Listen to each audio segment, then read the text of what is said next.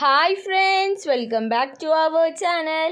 5ാം ക്ലാസ്സിൻ്റെ social science Malayalam medium ക്ലാസ്സിലേക്ക് എല്ലാ കൂട്ടുകാർക്കും സ്വാഗതം. അപ്പോൾ കൂട്ടുകാർക്ക് എക്സാം ഒക്കെ ആവാനായിട്ടുണ്ട്. ആനുവൽ എക്സാമാണ്.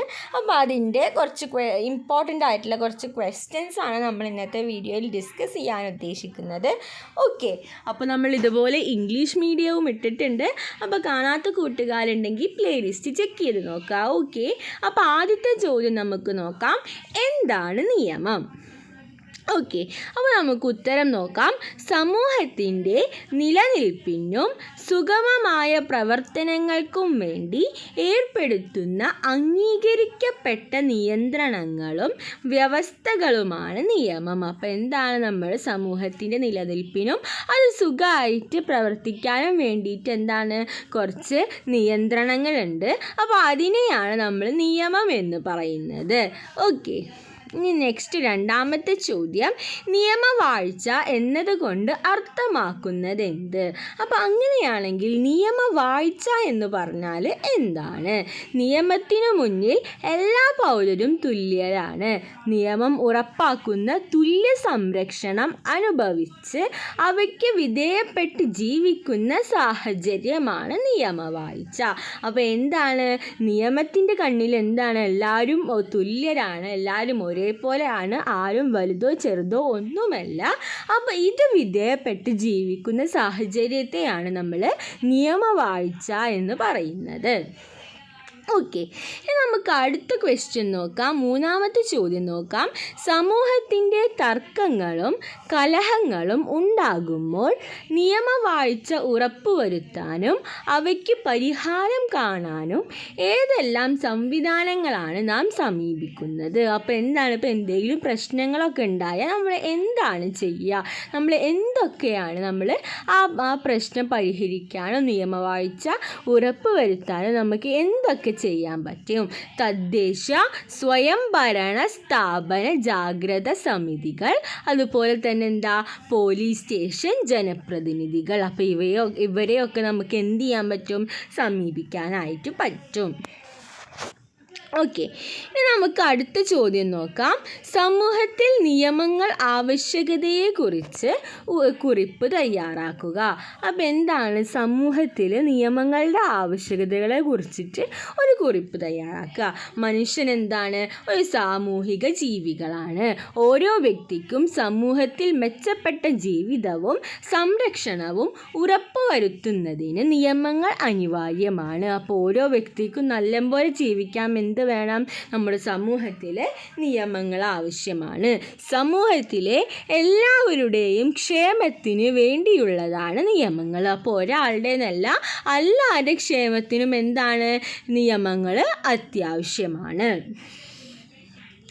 ഒരു സാമൂഹിക കൂട്ടായ്മയിൽ അതിലെ അംഗങ്ങളായ വ്യക്തികളുടെ സ്വഭാവം, പെരുമാറ്റം, പ്രവൃത്തി, സ്വാതന്ത്ര്യം, അവകാശം തുടങ്ങിയവയ്ക്കുമേൽ ചില വ്യവസ്ഥകളും നിയന്ത്രണങ്ങളും ആവശ്യമാണ്. അപ്പോൾ ഒരു സമൂഹത്തിലാണെങ്കിൽ അതിൽ കുറേ ആൾക്കാരുണ്ടാവും. അപ്പോൾ എന്താണ് അവരുടെ സ്വഭാവം, പെരുമാറ്റം, പ്രവൃത്തി, അപ്പോൾ ഇവയിലൊക്കെ എന്താണ് കുറച്ച് വ്യവസ്ഥകളും നിയന്ത്രണങ്ങളും ഒക്കെ ഉണ്ടെങ്കിലാണ് ആ ഒരു ഗ്രൂപ്പ് അല്ലെങ്കിൽ ആ ഒരു സമൂഹം എന്താണ് നല്ലപോലെ പോവുകയുള്ളൂ.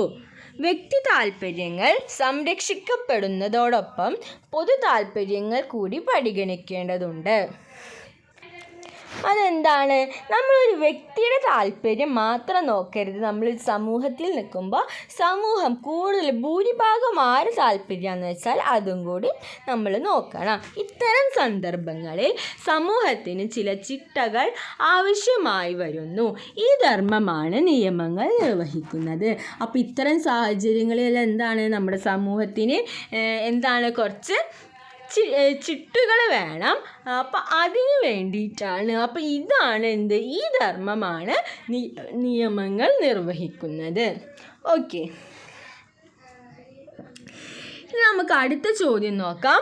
നിയമങ്ങൾ പാലിക്കപ്പെടാതിരുന്നാൽ സമൂഹത്തിൽ എന്താണ് സംഭവിക്കുക?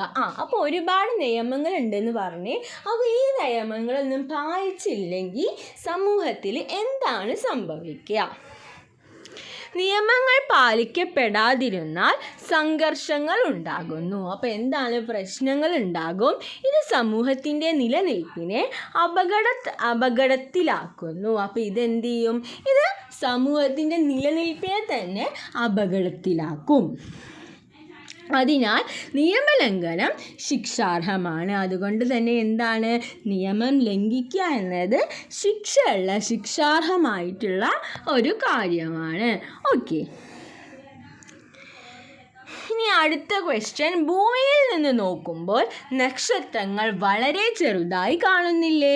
എന്തുകൊണ്ട്? അപ്പോൾ നമ്മുടെ ഭൂമിയിൽ നിന്ന് നോക്കുമ്പോൾ നമ്മൾ ആകാശത്ത് നോക്കിയാൽ നമുക്ക് മനസ്സിലാവും എന്താണ്? നക്ഷത്രങ്ങളൊക്കെ വളരെ ചെറുതായിട്ടാണ് നമുക്ക് കാണുന്നത്. അപ്പോൾ അത് എന്തുകൊണ്ട്? അതാണ് ക്വസ്റ്റ്യൻ. എന്താണ്? ഭൂമിയിൽ നിന്ന് വളരെ അകലെ സ്ഥിതി ചെയ്യുന്നത് കൊണ്ടാണ് നക്ഷത്രങ്ങൾ ചെറുതായി കാണപ്പെടുന്നത്. അപ്പോൾ ഈ നക്ഷത്രങ്ങൾ എന്ന് പറഞ്ഞാൽ ഭൂമിയിൽ നിന്ന് എന്താണ്? ഒരുപാട് ദൂരെയാണ്. അപ്പോൾ അത്രയും ദൂരത്ത് നിൽക്കുന്ന കാരണമാണ് ഈ നക്ഷത്രങ്ങളൊക്കെ ചെറുതായിട്ട് നമുക്ക് തോന്നുന്നത്. ഓക്കെ, ഇനി അടുത്ത ചോദ്യം, നക്ഷത്രങ്ങളുടെ സവിശേഷതകൾ എന്തെല്ലാം? അപ്പോൾ നമുക്ക് നോക്കാം. സ്വയം കത്തുന്ന ഭീമാകാരമായ ആകാശഗോളങ്ങളാണ് നക്ഷത്രങ്ങൾ. അപ്പോൾ സ്വന്തമായി കത്തുന്ന ഭീമാകാരമായ പറഞ്ഞാൽ വലിയ ആകാശഗോളങ്ങളെയാണ് നമ്മൾ നക്ഷത്രങ്ങൾ എന്ന് പറയുന്നത്. ഇനി അടുത്തത് എന്താ? നക്ഷത്രങ്ങൾ വലിയ അളവിൽ താപവും പ്രകാശവും പുറത്തുവിടുന്നു. അപ്പോൾ നമ്മൾ ഈ കാണുന്ന ചെറിയ നക്ഷത്രമല്ല, ഇതെന്താണ്? വലിയ അളവിൽ എന്ത് ചെയ്യുന്നുണ്ട്? താപവും അതുപോലെ പ്രകാശവും എന്ത് ചെയ്യുന്നുണ്ട്? പുറത്തേക്ക് വിടുന്നുണ്ട്. ഇനി എന്താ? സൂര്യൻ ഒരു നക്ഷത്രമാണ്. സൂര്യനേക്കാൾ വലിപ്പമുള്ള മറ്റനേകം നക്ഷത്രങ്ങളുണ്ട്. അപ്പോൾ നമ്മൾ കാണുന്ന സൂര്യൻ എന്താണ്? അതൊരു തരം നക്ഷത്രങ്ങളാണ്. അപ്പോൾ ഇതേ വലിപ്പത്തിലുള്ള എന്താ? ഒരുപാട് നക്ഷത്രങ്ങൾ ഉണ്ട്.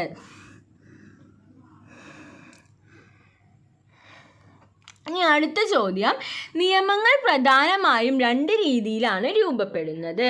അവ ഏതെല്ലാം? അപ്പോൾ ഏത് രീതിയിലാണ്? സാമൂഹിക വഴക്കങ്ങളിൽ രൂപപ്പെടുന്ന നിയമങ്ങളും അതുപോലെ തന്നെ വ്യവസ്ഥാപിതമായ സംവിധാനങ്ങൾ വഴി രൂപപ്പെടുന്ന നിയമങ്ങളും. ഇനി അടുത്ത ചോദ്യം, 8ാമത്തെ ചോദ്യം, ഗ്രഹങ്ങളുടെ സഞ്ചാരപാതയുടെ പ്രത്യേകത എന്താണ് നമുക്ക് നോക്കി നോക്കാം. സൂര്യനെ ചുറ്റിയുള്ള ആകാശഗോളങ്ങളുടെ സഞ്ചാരപാതയാണ് അവയുടെ ഭ്രമണപഥം. ദീർഘവൃത്താകൃതിയിലുള്ള ഭ്രമണപഥത്തിലൂടെയാണ് ഗ്രഹങ്ങൾ സൂര്യനെ വലയം വയ്ക്കുന്നത്. ഇനി നെക്സ്റ്റ് ചോദ്യം, ഗ്രഹങ്ങൾ അവയുടെ നിശ്ചിത ഭ്രമണപഥത്തിൽ കൂടി സഞ്ചരിക്കുന്നത് എന്തുകൊണ്ട്? അപ്പോൾ നമുക്കറിയാം ഗ്രഹങ്ങൾ എന്താണ്? ഗ്രഹങ്ങൾക്ക് തന്നെ എന്താണ്? ഓരോ അവ സഞ്ചരിക്കുന്ന നിശ്ചിതമായ ഒരു ഭ്രമണപഥമുണ്ട്. അപ്പോൾ അതിൽ കൂടെ തന്നെ സഞ്ചരിക്കുന്നത് എന്തുകൊണ്ടാണ് ക്വസ്റ്റ്യൻ. അപ്പോൾ അതെന്താണ് നമുക്ക് നോക്കാം. ഗ്രഹങ്ങളെ അവയുടെ നിശ്ചിത ഭ്രമണപഥത്തിൽ കൂടി സഞ്ചരിക്കുവാൻ സഹായിക്കുന്നത് ഗ്രഹങ്ങളും സൂര്യനും തമ്മിലുള്ള ആകർഷണ ബലമാണ്. അപ്പോൾ എന്താണ്? ഗ്രഹങ്ങളും സൂര്യനും തമ്മിലുള്ള ആകർഷണ ബലമാണ്. സൂര്യനെ വലയം വയ്ക്കുന്നതോടൊപ്പം ഗ്രഹങ്ങളെല്ലാം അവയുടെ സാങ്കല്പിക അച്ചുതണ്ടിൽ സ്വയം കറങ്ങുന്നു. അപ്പോൾ മാത്രമല്ല സൂര്യനെ വലയം വയ്ക്കുന്നുണ്ട്. അപ്പോൾ അതോടുകൂടി എന്ത് ചെയ്യുന്നുണ്ട്? ഗ്രഹങ്ങളെല്ലാം അവയുടെ സാങ്കല്പികമായിട്ടുള്ള അച്ചുതണ്ടിൽ എന്ത് ചെയ്യുന്നുണ്ട്? സ്വയം കറങ്ങുകയും ചെയ്യുന്നുണ്ട്. ഓക്കെ, അപ്പോൾ ഇത്രയും ക്വസ്റ്റ്യൻസ് ആണ് നമുക്ക് ഈ വീഡിയോയിൽ ഡിസ്കസ് ചെയ്യാനുള്ളത്. അപ്പോൾ ഈ പറഞ്ഞ കാര്യങ്ങൾ കൂട്ടുകാർക്ക് യൂസ്ഫുൾ ആയെന്ന് വിചാരിക്കുന്നു. Thanks for watching.